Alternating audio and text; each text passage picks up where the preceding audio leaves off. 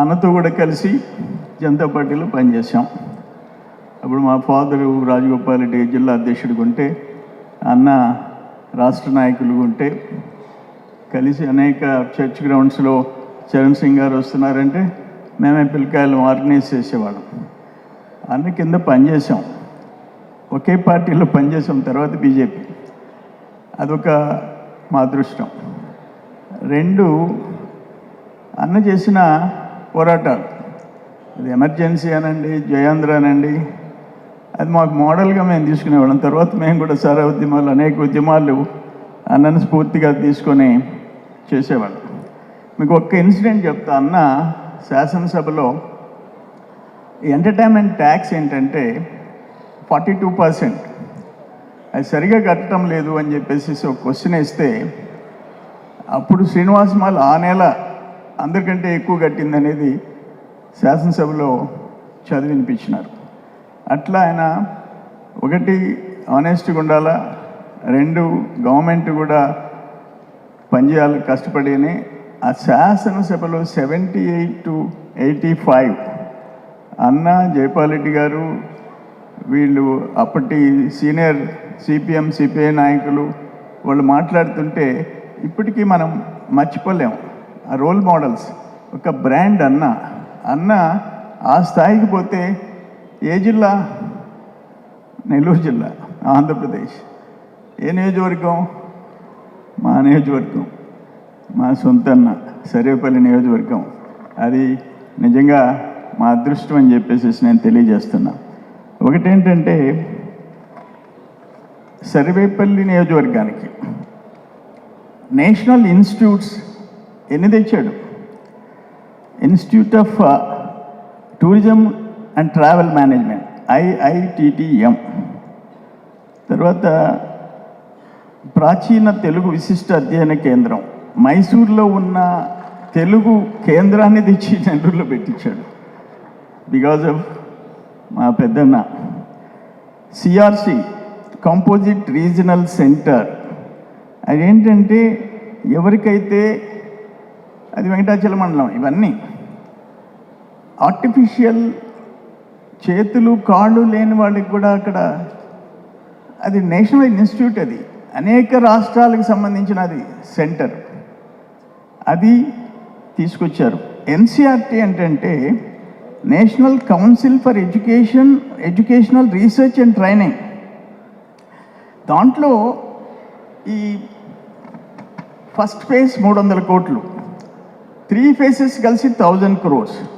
BSc, BAD, BA, BED 4 ఏళ్ళు integrated courses, MED, master of education, PhD, అట్లే ED tech, AI, MED education technology, ఇటువంటి artificial intelligence, strategies, aims, 2 ఏళ్ళు ప్రత్యేక master programmes in education technology courses అన్న తెస్తే, 50 ఎకరాలు allot చేస్తే, one fine day about 10 months back అక్కడున్న ప్రిన్సిపల్, వీళ్ళు ఇప్పుడు టెంపరీగా విఆర్ కాలేజీలో నడుపుతున్నారు, నా దగ్గరికి వచ్చేసేసారు.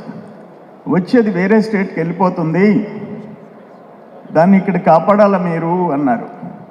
అన్నకి ఫోన్ చేసి చెప్పా, లోకేష్ బాబుకి ఫోన్ చేసి చెప్పా. అన్న వెంటనే ఆ నేషనల్ లెవెల్లో సెక్రటరీతో మాట్లాడి దీన్ని ఇక్కడ రిటైన్ చేశారు. ఇప్పుడు 280 కోట్ల రూపాయలతో జరుగుతుంది. సెకండ్ ఫేజ్, థర్డ్ ఫేజ్ 1000 కోట్లు. అది కూడా కేంద్ర ప్రభుత్వ సంస్థలు. ఎక్కడికి? ఆంధ్రప్రదేశ్కి. ఏ జిల్లాకి? నెల్లూరు జిల్లాకి. ఎవరి నియోజకవర్గానికి? సర్వేపల్లి నియోజకవర్గానికి. నిజంగా మేము అందరం రుణపడి ఉన్నాం, జిల్లా వాళ్ళు, రాష్ట్రం అందరం అన్నకి రుణపడి ఉన్నాం. ఇంకొకటి నాకు గుర్తుండేది ఏంటంటే, రాష్ట్రం విభజన జరిపింది 14లో. అక్కడ ఆ యాక్ట్ వచ్చేసి విభజన యాక్ట్. ఎమ్మెల్సీలు 50 ఉన్నాయి ఇక్కడ, తెలంగాణకేమో ప్రపోర్షనేట్గా వచ్చాయి, మనకి 58 రావాలా. ఒకరోజు చంద్రబాబు నాయుడు సీఎం గారి ఇంట్లో మీటింగ్ జరుగుతుంది, I think politburo. Keshav, పయాలు కేశవ్ ఇచ్చి నన్ను వరండాలకు పిలిచి, మీరు వెంకయ్యనాయుడు గారు మీకు ముఖ్యులు కదా, మీరు పోయి ఢిల్లీకి పోయి ఆ ఎమ్మెల్సీ పెంచించాలా నంబరు, తెలంగాణకు వచ్చినట్టు ప్రపోర్షనేట్ చేస్తే చాలు అన్నాడు. అంటే నేను ఎమ్మెల్సీ నేను కావాలని నేను ఓడిపోయి ఉండాలి. నేను అన్నని పోయి ఎమ్మెల్సీ సంఖ్య పెంచమనేదే నేను బాను అన్నా. లోపలికి పోయి యనమల రామకృష్ణుడు గారిని తీసుకొచ్చాడు.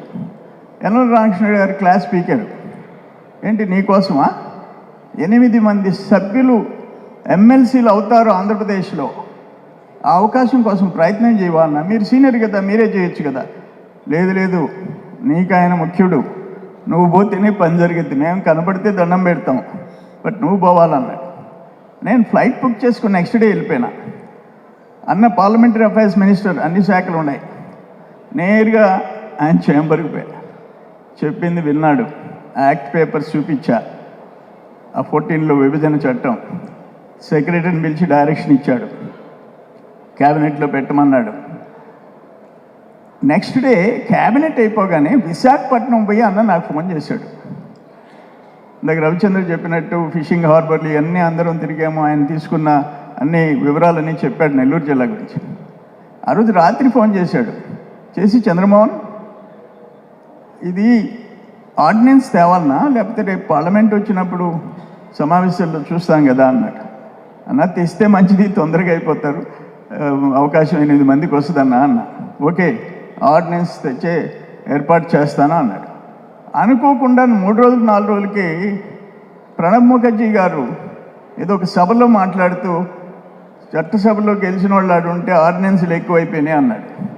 దాంతో కూడా అన్న ఆలోచించి లోకసభ సెషన్లో తెలంగాణ వాళ్ళు వ్యతిరేకిస్తుంటే, కాంగ్రెస్ వాళ్ళు వ్యతిరేకిస్తుంటే పిలిచి, ఇది మీకేముందా, ఈ ఇష్యూ ఏంటి, మీకు మీ దామాషా ప్రకారం అక్కడ ప్రపోర్షనేట్గా 58 రావాలా, మీకు వచ్చిన నష్టం ఏంటి, మీదేమన్నా తీసి అక్కడ ఇస్తున్నామని చెప్పి ఒప్పించి పార్లమెంట్లో బిల్లు పాస్ చేయించి 8 మంది ఎమ్మెల్సీలు ఎక్స్ట్రా అయ్యేటట్టు చేసిన అన్న వెంకయ్యనాయుడు గారు అని చెప్పేసి నేను మనవి చేస్తుంటా. నేను ఇంకోటి ఏంటంటే P4 public private people partnership. Chandrababu Naidu గారు ధనికులు, ఆర్థికంగా వస్తువులు ఉండేవాళ్ళు, పారిశ్రామికవేత్తలు, పేదవాళ్ళని కోసం కార్యక్రమాలు చేయాలా, అడాప్ట్ చేసుకోవాలని చెప్పి P4 ఇచ్చాడు.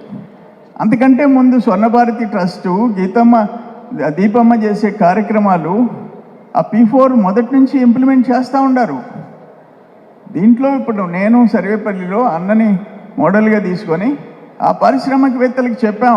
అంతకుముందు ఎక్కడెక్కడో గుజరాత్లో, రాజస్థాన్లో పెట్టుకుంటున్నారు, వచ్చిన CSRలో 70% ఇక్కడ పెట్టి తీరాలని చెప్పాం. ఈరోజు P4లో బ్రహ్మాండంగా సర్వేపల్లిలో మనం పనులు చేసుకునే పరిస్థితి వచ్చిందని చెప్పేసి నేను మనవి చేస్తున్నా. ఎన్నున్నా అన్న ఎంత స్థాయికి పోయినా మనం అంటే ఇష్టం, తెలుగు వాళ్ళు అంటే ఇష్టం, రాష్ట్రం అంటే ఇష్టం. మనం లోకల్ నెల్లూరు జిల్లా అన్న మనం అందరినీ ఆత్మీయులుగా చూసే అన్న రుణం మనం తీర్చుకోలేమని చెప్పేసి నేను మనవి చేసుకుంటున్నాను.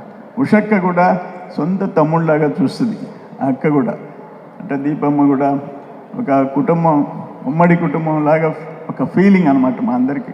ఈరోజు ఒక మంచి కార్యక్రమం ఏర్పాటు చేసి ఆ పుస్తకం విడుదల చేసే కార్యక్రమంలో మేము పార్టిసిపేట్ చేసే అవకాశం కల్పించిన మీ అందరికీ హృదయపూర్వక నమస్కారాలు తెలియజేస్తూ సెలవు తీసుకుంటున్నాను. నమస్కారం. మెడికవర్ హాస్పిటల్స్ నెల్లూరు మిమ్మల్ని తిరిగి సాధారణ స్థితికి తీసుకురావడమే మా ధ్యేయం. అన్ని సదుపాయాలతో కూడిన ప్రత్యేకమైన రీహాబిలిటేషన్ వార్డ్, అందుబాటులో సేవలు ortho and neuro rehab, cardiac and pulmonary rehab, post operative rehab, post transplant rehab, sports injuries and trauma rehab, geriatric and paediatric rehab, cancer and palliative rehab. Medicover hospitals, Chintareddypalem cross roads, Nellore. Contact 0406833455.